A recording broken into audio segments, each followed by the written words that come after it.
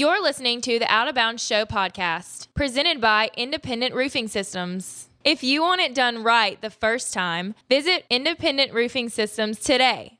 Steve Palazzolo, PFF.com. Blake, you want to jump in here? Don't nerd out too much. Let's talk about something our listeners know about, too. I wanted to break down I don't care. I was going to ask about my college baseball career. There we go. Yeah, I was going to ask about your college baseball career because I've seen videos you pitching, and I haven't swung a bat in a while, but I go yard.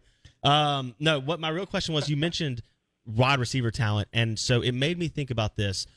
That we've talked about New Orleans. Obviously, we're a huge New Orleans town, and so the Saints have had weapons, but it's been a unique usage, especially over the last 3 years with Drew Brees basically not being able to throw a football 20 yards. So what do the Saints actually have weapon-wise? Because now they're going to open this offense up in a new way with Jameis Winston, who we assume everyone's telling us is the starter for the foreseeable future this season. What's that offense going to look like, and what weapons do they really have outside of a Michael Thomas who is built for Drew Brees, maybe not for Jameis Winston?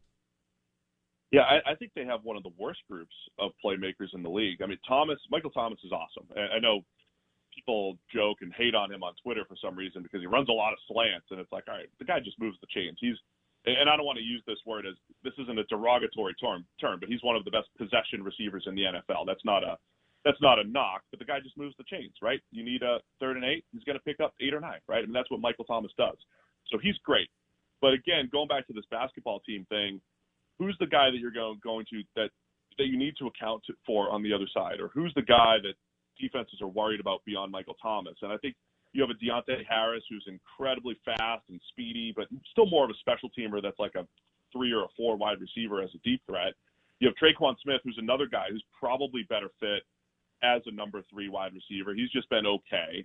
And then it's just a battle between Traquan Smith and who else? Marquez Callaway, Lil Jordan Humphrey, Jawan Johnson. So it's a whole bunch of guys without a great track record that are trying to be that number 2 guy opposite Michael Thomas. And even at tight end, Jared Cook was pretty good over these last couple of years, even with him getting old. So Adam Troutman was good as a rookie, good run blocker.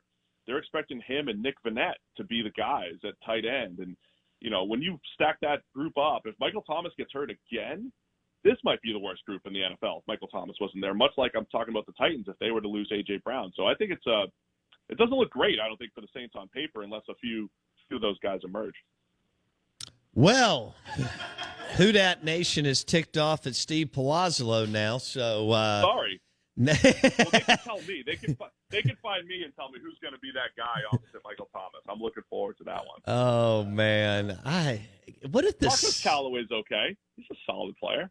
Yeah, you're grasping at straws. I know you. Rude awakening in New Orleans coming this fall. What if they go like 6-10? That's a legitimate. I mean, isn't that legitimate? They're Steve? not used to that the last.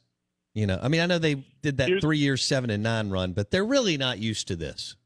Steve, go ahead. Here's my comparison. There was a point where the Philadelphia Eagles a few years ago, if we were just ranking their roster, it was top 5. But where their weaknesses were wide receiver and corner. And the Saints, I'm not saying their weaknesses at corner, but their second, number 2 corner is a big question, and receiver is a question. The rest of their roster is good, though. D-line, O-line, Jameis can be fine, but whatever.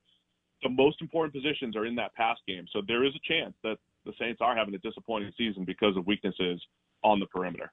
That's interesting considering how successful Loomis, Shawn, and Ireland have been. Okay.